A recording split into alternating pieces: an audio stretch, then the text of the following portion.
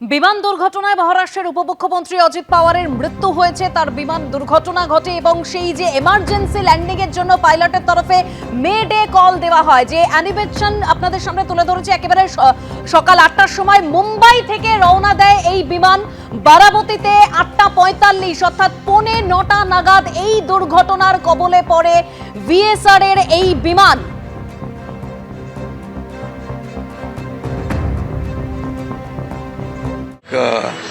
दिल को दुखाने वाली घटना आज महाराष्ट्र में घटी है। हमारे सहयोगी अजीत दादा पवार जी का प्लेन एक्सीडेंट में दुर्दैवी मृत्यु हुई है। ये हमारे लिए बहुत ही बेहद दुखद है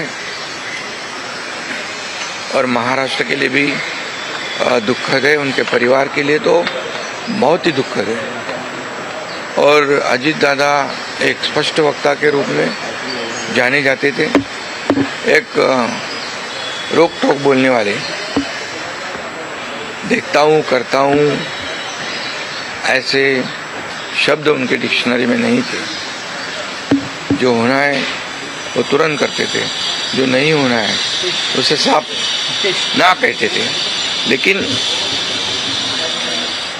वो कड़े शब्दों में कहते भी, लेकिन मन के बहुत अच्छे थे और इसका अनुभव मैंने लिया है।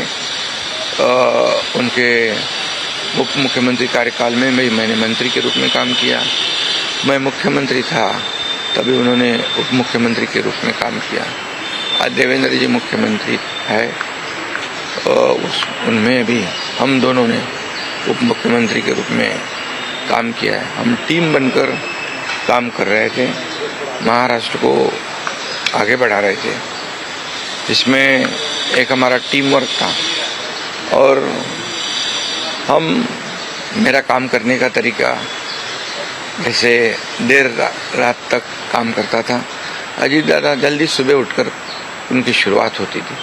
देवेंद्र जी भी दिन भर काम करते और सुबह उन्होंने 6 बजे अपॉइंटमेंट दी हुई, ये भी इस राज्य के अधिकारियों को पता है।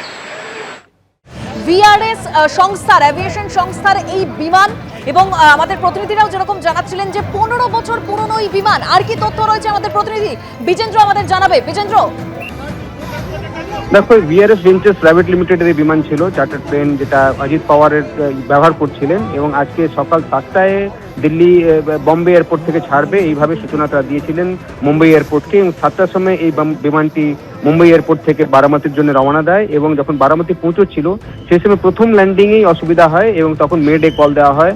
দ্বিতীয় ল্যান্ডিংয়ে যখন চেষ্টা করছিল এই বিমানটি, সেই সময় ক্র্যাশ করেছে বারামতি এয়ারপোর্টের ঠিক পাশেই। এবং সেটাতে অজিত দাদা পাওয়ার ছিলেন, তার একজন সহযোগী ছিলেন বিপিন যাদব, পিঙ্কি মালি বলে একজন অ্যাসিস্ট্যান্ট ছিলেন এবং দুইজন ক্যাপ্টেন সুমিত কাপুর এবং ক্যাপ্টেন সম্ভাবী পাঠক, এই 5 জনের মৃত্যু হয়েছে, যেটা ডিজিসি এর তরফ থেকে জানানো হয়েছে। এবং উপমুখ্যমন্ত্রী মহারাষ্ট্রের অজিত পাওয়ারের আজকে কিছু কর্মসূচি ছিল বারামতিতে। বারামতি হলো শরদ পাওয়ার ফ্যামিলি স্ট্রং হোল্ড, অর্থাৎ এনসিপি যেখানে সব থেকে বেশি মজবুত, সেটা হলো বারামতি। এবং সেখানে আজকে কিছু কর্মসূচি ছিল। এই বিগত মিউনিসিপ্যাল ইলেকশনগুলোতে সেখানে ভালো ফল করেছিল অজিত পাওয়ারের দল, সেখানে কিছু কর্মসূচি নিয়েছিলেন এবং সেটার জন্য আজকে তিনি যাচ্ছিলেন। যেটা জানা যাচ্ছে 8:45 নাগাদ এই বিমানটি সেখানে কিছু টেকনিক্যাল ফল্ট দেখা যায় এবং সেই সময় এমার্জেন্সি ল্যান্ডিং এর জন্য অনুমতি চাওয়া হয়। প্রথমে ল্যান্ডিং এর চেষ্টা করলেও ফেল করে বিমানটি, দ্বিতীয় ল্যান্ডিং এর সময় ক্র্যাশ হয়েছে, যেটা ডিজিসি এর তরফ থেকে জানানো হচ্ছে। এবং 5 জন যারা ছিলেন এই বিমানে, 5 জনেরই মৃত্যু হয়েছে। তবে এই মুহূর্তে আমরা সংসদ ভবনে রয়েছে, এখানে সাংসদরা তাকে তার যে কত বড় ক্ষতি হয়েছে অজিত পাওয়ারের মৃত্যুর পর সেটা একদিকে বলছেন, অন্যদিকে সুপ্রিয়া সুলে এবং তার বাকি পরিবারের সদস্যরা যারা দিল্লিতে ছিলেন তারা রওনা দিয়েছেন পুনার জন্য। শরদ পাওয়ার নিজে মুম্বাইতে রয়েছেন, তিনি সেখান থেকে পুনা পৌঁছচ্ছেন। এবং আহিল্যাবাই হোলকার যেখানে 5টি মৃতদেহ রাখা হয়েছে, যেখানে অজিত দাদা পাওয়ারের মৃতদেহ রয়েছে, সেখানে প্রচুর মানুষের ভিড় এই মুহূর্তে দেখা যাচ্ছে। মানুষ কান্নায় ভেঙে পড়েছেন, কেন কি শরদ পাওয়ারের পর মারাঠা পলিটিক্সের সব থেকে বড় চেহারা অজিত পাওয়ার ছিলেন। এবং আমরা এর আগেও যখন দেখেছি শরদ পাওয়ার এবং অজিত পাওয়ারের মধ্যে একটা ভিন্ন মত যখন হয়েছিল, তখন কার্যত পুরো পার্টি চলে গেছিল অজিত পাওয়ারের সঙ্গে। এনসিপির ঘড়ি সিম্বলও তার কাছে ছিল এবং শরদ পাওয়ারকে অন্য সিম্বল নিতে হয়েছিল। সেক্ষেত্রে একটা যে বড় ভূমিকা তার ছিল মহারাষ্ট্রের পলিটিক্সে, সেটা বোঝাই যাচ্ছে। কিন্তু এই মিউনিসিপ্যাল ইলেকশনের পর থেকে দেখা যাচ্ছিল শরদ পাওয়ার এবং অজিত পাওয়ার কাছাকাছি আসছেন, এরম জল্পনা স্টার্ট হয়েছিল যে দুই দল এক হয়ে যাবে আগে যেভাবে দলটি ছিল। সেক্ষেত্রে অজিত পাওয়ার কি করবেন, বা তখন তারা ইন্ডিয়া অ্যালায়েন্সে থাকবেন নাকি এনডিএতে থাকবে, সেসব নিয়ে প্রশ্নগুলো উঠছিল। তার আগে কিন্তু এই মর্মান্তিক দুর্ঘটনা যেখানে মৃত্যু হয়েছে অজিত দাদা পাওয়ারের, এবং এই মুহূর্তে যেটা জানানো হচ্ছে ডিজিসি এর তরফ থেকে কি 5 জন যারা ছিলেন 5 জনের মৃত্যু হয়েছে। তবে শোক রয়েছে। আজকে প্রধানমন্ত্রী নরেন্দ্র মোদী এবং স্বরাষ্ট্রমন্ত্রী অমিত শাহ কিছুক্ষণ আগে ফোন করেছিলেন মহারাষ্ট্রের মুখ্যমন্ত্রী দেবেন্দ্র ফডনবিসকে, তারা খোঁজ খবর নেন কিভাবে এই ঘটনাটি ঘটলো, এবং তারপর আমরা দেখলাম শোক বার্তাও দিয়েছেন প্রধানমন্ত্রী নরেন্দ্র মোদী অজিত পাওয়ারের জন্য, এবং বাকিরাও শোকের বার্তা দিচ্ছেন যারা দিল্লিতে এই মুহূর্তে সংসদ ভবনে রয়েছেন। কিছুক্ষণের মধ্যেই স্টার্ট হবে জয়েন্ট সেশন যেখানে রাষ্ট্রপতি অ্যাড্রেস করবেন। কিন্তু এই মুহূর্তে মহারাষ্ট্রের পলিটিক্সের জন্য সব থেকে বড় ক্ষতি অজিত দাদা পাওয়ারের মৃত্যু হয়েছে এই প্লেন ক্র্যাশে।